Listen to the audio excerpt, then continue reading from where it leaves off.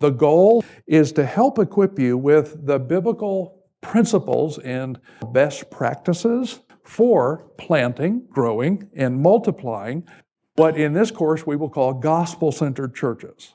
A gospel-centered church is a church that focuses on good news for the lost, that is a focus on evangelism, good news for the found, that is a focus on discipleship, or what's today called spiritual formation, and good news for the community.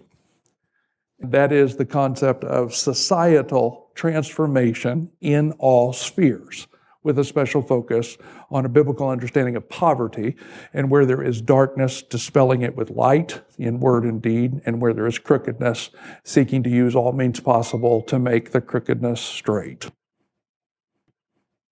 The vision, which we'll be focusing on uniquely in this session, is a vision for the glory of God, seeing God glorified by His invisible kingdom becoming more visible and His will being done on earth as it is in heaven through the church, through planting, growing, and multiplying gospel-centered churches that do what? That have good news for the lost, they do evangelism. Good news for the found, they do discipleship or spiritual formation.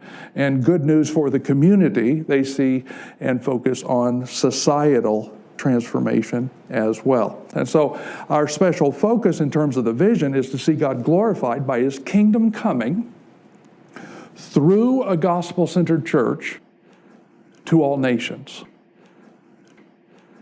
The outcome of this course is to help you develop a church planting proposal that you can actually use in planting and developing a church.